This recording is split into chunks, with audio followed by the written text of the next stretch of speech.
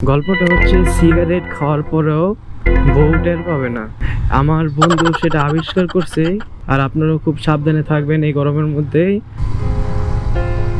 আসসালামু আলাইকুম এভরিওয়ান, সবাই কেমন আছেন? আশা করি সবাই ভালো আছেন।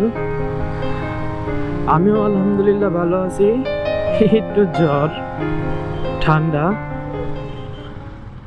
আসলে হয়েছে কি, জ্বর ঠান্ডা লাগার কারণ হচ্ছে আমরা হচ্ছে 9 তারিখ কাপাসে একটা ইভেন্ট ছিল। আর হচ্ছে ওই দিন এত পরিমাণে গরম ছিল,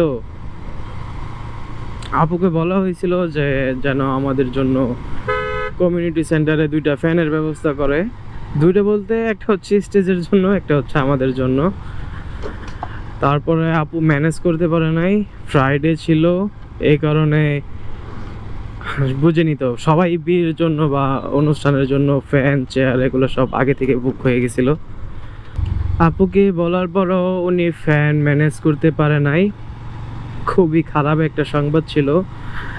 আর ছোটো মোটো একটা কমিউনিটি সেন্টার ছিল, ওটা কমিউনিটি সেন্টার বলা যাবে না, জাস্ট একটা রুম, ছোট রুম না, সরি, একটু বড় রুম, যার মধ্যে হচ্ছে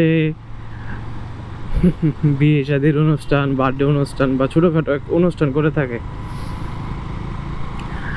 আর ওই দিন এত পরিমাণে গরম ছিল, যে কারণে হচ্ছে গরম আমার ভিতরে আটকায় গেছিলো। হয়তো ওই যে সবাই যেটা বলে সেটাই, যে গরম ভিতরে আটকায় গেছিলো। আর হচ্ছে আরেকটা ভুল ছিল, সেটা হচ্ছে আমরা প্রায় 1টার দিকে আউটডোরে শ্যুট করছিলাম। 1টার দিকে আউটডোরে শ্যুট করার কারণে আরও অবস্থা খারাপ হয়ে গেছিলো।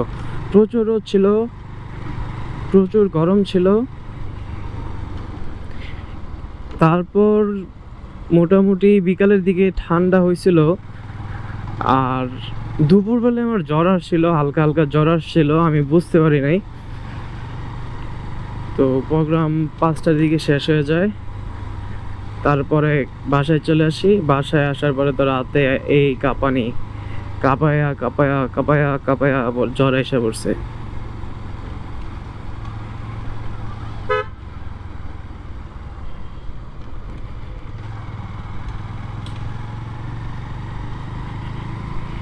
তো আপনারা সবাই একটু বি কেয়ারফুল থাকবেন, শরীরে গরমটা কম লাগাবেন, কারণ এখন গরমের তাপমাত্রা অনেক বেশি। গরমের তাপমাত্রা বেশি হয় কেমনে, আই মিন গরমটা অনেক বেশি। সবাই সাবধানে থাকবেন। আর হ্যাঁ, সবাই একটু একটা জিনিস খেয়াল রাখবেন, গরম থেকে কোনো জায়গায় যাওয়ার পরেই ঠান্ডা পানি অথবা আইসক্রিম খাবেন না। অন্তত শরীরে একটু রিল্যাক্স করার পরে ঠান্ডা পানি অথবা আইসক্রিম যাই খান, ঠান্ডা জাতীয় খাবার খাবেন। অন্যথায় প্লিজ কেউ খায়েন না, অসুস্থ হয়ে যাবেন।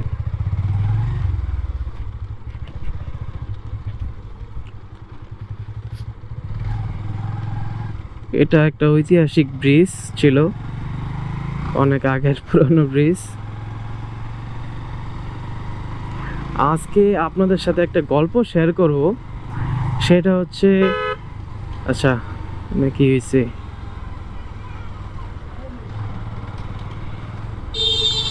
গল্পটা হচ্ছে কিভাবে বলবো, আচ্ছা টাইটেলটাকে চিন্তা করে নিই। গল্পটা হচ্ছে সিগারেট খাওয়ার পরেও বউ টের পাবে না। হ্যাঁ, আমার বন্ধু সেটা আবিষ্কার করছে। কিভাবে আপনারা যত সিগারেট খান না কেন, আপনাদের যদি বউ থাকে তাহলে সে টের পাবে না, জানতে পারবে না, শরীর থেকে কোনো গন্ধ পাবে না। আমার একমাত্র বন্ধু হুসাইন, সে এই প্রক্রিয়াটা আবিষ্কার করেছেন, তাকে অসংখ্য ধন্যবাদ। অনেক যুবকের জীবন বেঁচে যাবে এর থেকে। সো আপনাদের জান যদি বাঁচাইতে চান, আপনাদের জীবন যদি বাঁচাইতে চান বউর হাত থেকে, তাহলে এই প্রক্রিয়াটা অবশ্যই ট্রাই করে দেখবেন। 99.9% সুফল পাবেন।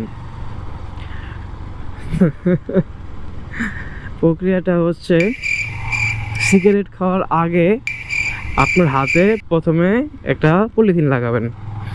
গ্লাভস হলে বেশি ভালো হয়, কিন্তু গ্লাভসের তো অনেক খরচ, এই কারণে ফার্স্টে ট্রাই করবেন হাতের কবজি পর্যন্ত একটা পলিথিন লাগানোর জন্য। দেন হচ্ছে একটা বড় খরচ আছে, সেটা হচ্ছে গ্লাভস কিনবেন।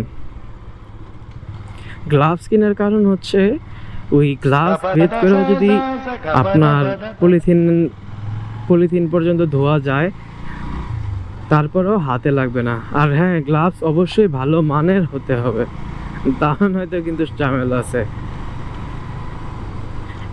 ফার্স্টে পলিথিন লাগাইলেন, তারপরে গ্লাভস পরলেন, দেন হচ্ছে আপনি স্মোকিং করবেন।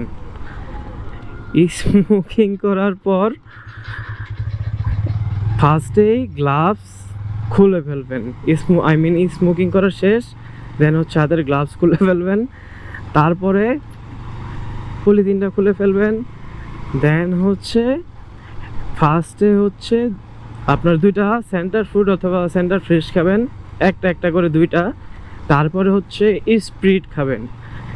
স্প্রিট খাওয়ার পরে ওই স্প্রিট ভিতরে যে তরল পদার্থটা থাকে সেটা আবার হাতে হালকা একটু লাগায়া বড়ায়া কাপড় একটু বড়াবেন।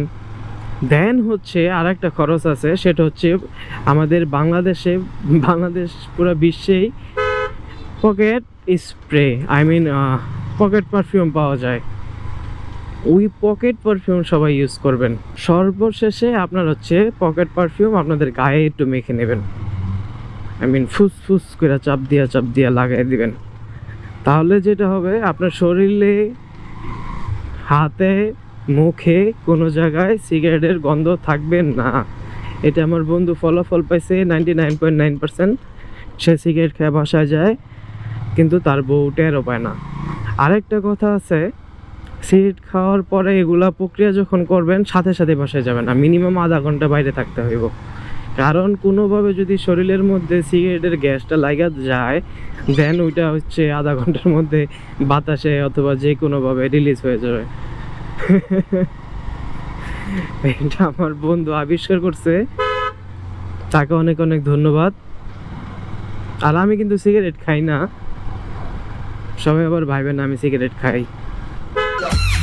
আমি জানি গল্পটা অনেকের জন্য তিতা, অনেকের জন্য মিঠা, বাট সবাই ফান হিসেবে নেবেন, আমি ফান করেই বলছি, কেউ আবার সিরিয়াসলি নেন না আমার গল্পটা। তো এই ছিল আজকের আমাদের ব্লগ। আমি একটু অসুস্থ ছিলাম, নয়তো গাজীপুরের কোনো একটি স্পটে ঘুরতে যাওয়ার প্ল্যান ছিল, বাট যাইতে পারি নাই। আপনাদের কাছে দুঃখিত। সবাই আমার জন্য দোয়া করবেন যেন তাড়াতাড়ি সুস্থ হয়ে যায়, আর আপনারাও খুব সাবধানে থাকবেন এই গরমের মধ্যে। সবার জন্য অনেক অনেক দোয়া রইল। আসসালামু আলাইকুম ওয়া রাহমাতুল্লাহ।